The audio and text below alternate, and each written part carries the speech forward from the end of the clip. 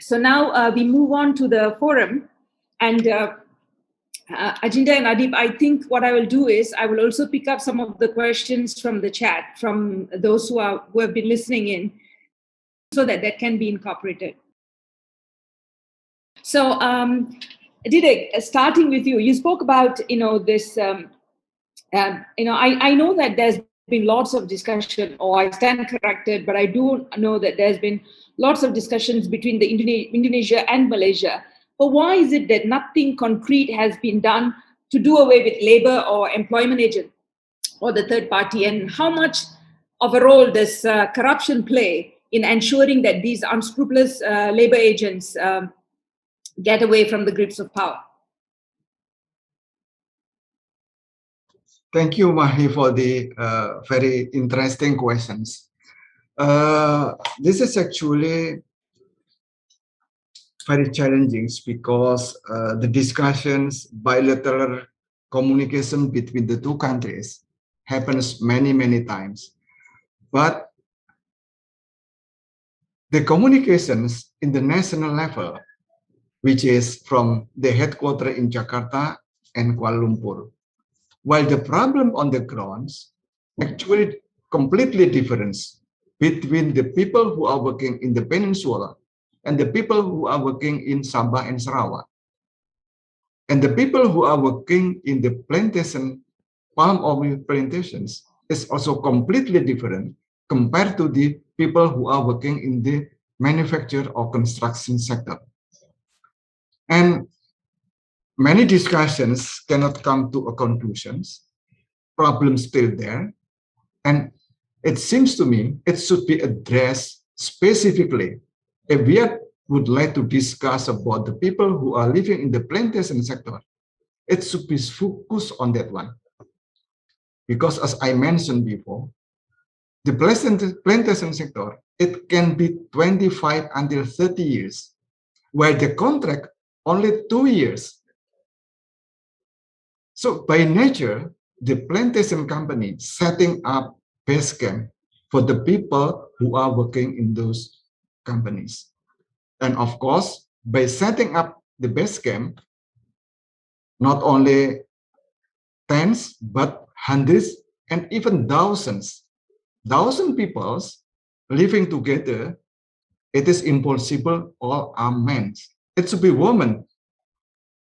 And of course, there are a lot of children, many children in Sabah, tens of thousands children in Sabah.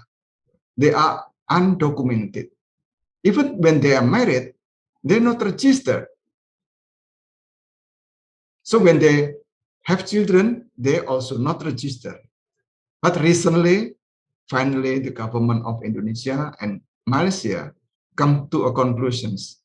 They can provide all the children with the passport, can provide those who are married with the marriage certificate, so they can have a kind of legal ground for the marriage itself and also their children. And up to now, the contracts for the people who are working in the plantation sector still 2 years. How come they can 2 years and then extended another 2 years, and the maximum only can be extended 2 times. After that, they come back to Indonesia and then return to Sabah with the new contract.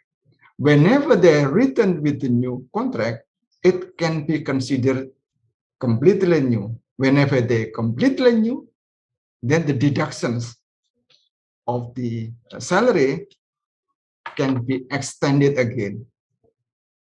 This is not easy situation for the people who are working in the plantation sector. While in the domestic sector, it is also completely different. Those who are working in Sabah and Sarawak and those who are working in Peninsula. Those who are working in Sabah and Sarawak, mostly from the eastern part of Indonesia, while those who are working in Peninsula, they are working from Sumatra or Java. The nature is different, the arrangement is different, and the players, private players, is also different. And the interesting point by Maria what so-called corruption. To be frank, there are some people or institutions which is those who are arranging the scheme not properly or incorrect actually. That's my. Okay, like you said just now, I have had the privilege of actually going to the shelter run within the compound of the Indonesian embassy, and I do see, yeah, like you say, scores of people, primarily women from the domestic, who are domestic workers who have been through severe trauma and exploitation by Malaysian employers. But Maria, just now you said that even though migration characterizes the DNA of Southeast Asia, and I cannot agree more, but ASEAN chooses to stay silent on issues relating to migration, and also especially in recognition of its own sovereignty, especially on immigration policies. And of course, it throws in the principle of non-interference as and when it pleases. So with this, with the emphasis on sovereignty of nations, with the emphasis on immigration law, with the emphasis on the non-interference policy, which is archaic, how relevant is ASEAN today, especially when we are battling the COVID-19 pandemic, which has adversely affected and continues to affect vulnerable population, not just the migrant workers, but also refugees and others? I think regional alliances have a role to play in smoothing the relationships and addressing the problems that would otherwise be confrontational if there was no such a regional forum for that. It is still a platform for dialogue, as Didi was saying. It's better to dialogue and maybe find a solution or not find a solution than keeping away from each other. I think that is a role that ASEAN is playing. It has put premium on certain issues and certain areas of relations. For example, trade and investment is something that they are very interested in, because all of the ASEAN countries want to have investments from outside to come in, from the EU, from the US, from Australia, things like those. Now, if they come like all running, competing, and race to the bottom kind of thing without a decent agreement among themselves, I think that would not be a good image for ASEAN, for countries in the ASEAN. Okay. Labor migration is taking a backseat. It is a how would we say? It is a symbol of still the status of migrant workers that is there, of the low skilled and the low skilled. Sorry, it's elementary jobs, and the discrimination that is taking place. It is there, even among those who are well-intentioned advocates. It is there. That like they say, if you have a white person, scratch the surface and you will find that there is racism, which is difficult to believe, but there are very few exceptions. But that's a kind of thing that comes. Yeah.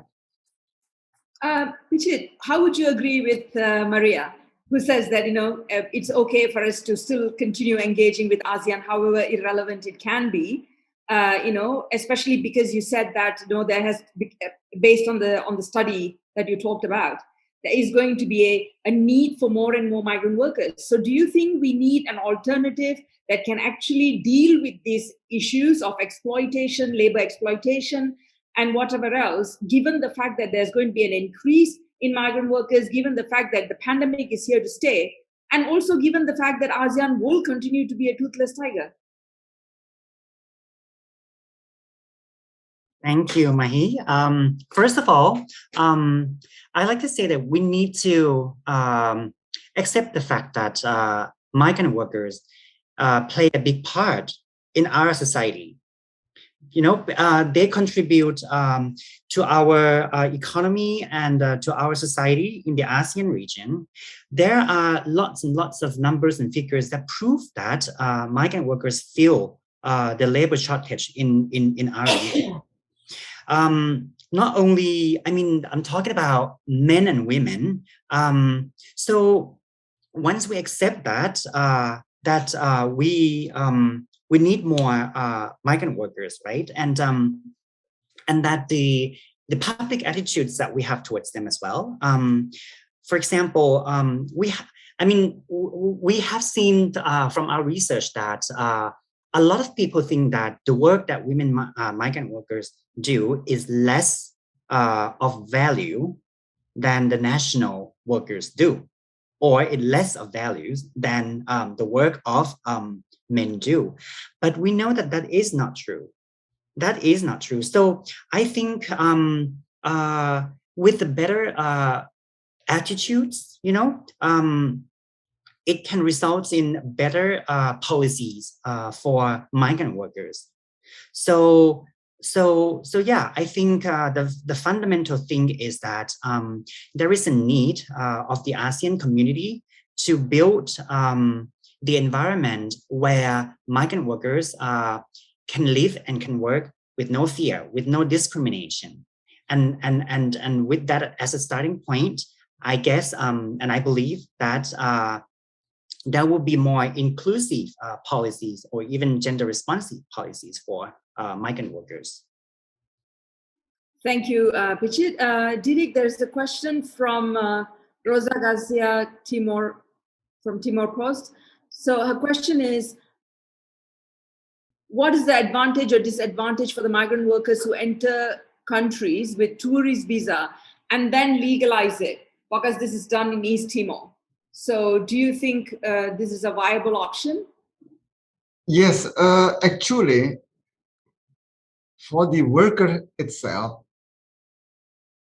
who has some good information to work abroad without the help of anybody, they can use and utilize free visa coming to the certain countries that provided that facilities, and then having discussion with the local employers, and then the employer agreed to arrange and employing him or her, and then the employer trying to manage everything in the local institution and then switch his or her free visa to become a working permit. But the problems, especially in Singapore, in Malaysia, and also in the Middle East, they're not provided with the proper document like contract. They have no knowledge at all about the rights and the obligations. Some yes, because they're quite literate enough in reading through the contract. So at any time they're facing problem, they can try to solve the problem with the employer itself. But in many cases, because they know nothing about the contract, some actually provided with the contract, just sign in the last page. But the first, second, and the third page, they know nothing at all. At any time they're facing problem, even there is no contract. So this is actually one of the pro and cons about the people who can try to switch the free visa to working permit. And of course, we understand the professional person, actually they're free to choose to go everywhere in the world. They can arrange their own traveling, they can arrange their own working. Even many people actually using this kind of scheme. But for the people who are working in the very low skill sectors, that's become problems. Okay, thank you. Maria, there is a question for you from Indonesia. do you have data about how many migrant workers saved and invested before pandemic? That is data that is difficult. What we can have straightforward, I'll share with you. Individuals and groups in Indonesia, for example, who have saved, invested, and prospered. Migrant workers in East Java, migrant workers in what is this? In North Sumatra, migrant workers in Bogor. They have established some kind of business. They've established livestock farms. They have put up restaurants, and they have put up, there is a very interesting, what they call this, hot spring spa in Kota Batu by a migrant worker. We have those examples, and the Indonesian government has been promoting this kind of reintegration for migrant workers, and I think it would be a good idea if Didi, you can encourage some groups in Indonesia to track these reintegration initiatives so that they become models for others. Okay, yeah, I do understand that, sometimes statistics are hard to come by and you need to do research, and that takes a lot of funding and effort and time. So, but I think you also answered another question, by giving examples of some of the initiatives for returning migrants as to how they are helped to reintegrate into society. So, Pichit, there is a question from Adib. You talked about the concept of inclusive terminology. How does this apply to visual media? Thank you. So for visual media, are you talking about the graphics? Or Adib, could you please explain? Well, usually I would respond to chat. Yeah, visual media in the sense of the use of images, photographs, and also audio-visual media as well. Thank you for the clarification. Of course, the basic principle is to do no harm. So it is encouraged that when we present migrant workers, especially women, we do not want to re-victimize migrant workers. We don't want to project them or to show them as the victim of discrimination or violence. We would like them to be shown as because we want the labor migration to be a tool of empowerment. So many times we have seen images or even illustration of migrant workers as someone whose life is so miserable. And is that the message that we want to send across to our audience? I don't think so, because we don't want to paint them, as a group of people or, a group of population whose life is so miserable, right? Because labor migration is a tool for them to learn new skills, to advance in their financial independence, and also to support their family. So that would be my answer. I hope that answer your question. Adib, does that answer your question? Yes, it does. Thank you. Okay. I do totally get you, Pichit, because sometimes it's also good for us to kind of talk about the kind of contributions that they have done, migrant workers, and their contributions as a way of doing it into a film or making it into a photography exhibition or something like that, because you're telling them the other side of the story as well. And that also can go a long way in wiping out some of the hostilities that seem to be quite prevalent within ASEAN itself. So here's another question. So again, it's either for Pichit or any other panelists. If we agree that migrant workers play a big part of ASEAN, then how to realize the policies and gender issues around it to allow them to work in ASEAN safely and legally?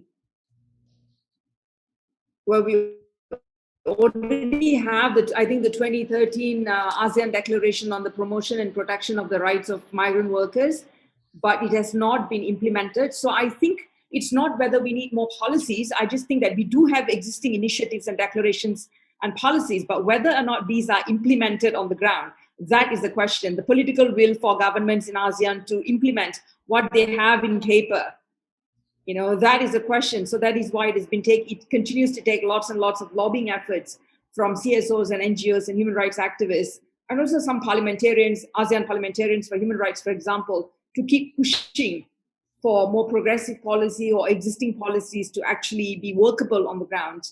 But Didek, Pichit, Maria, what do you have to say about this?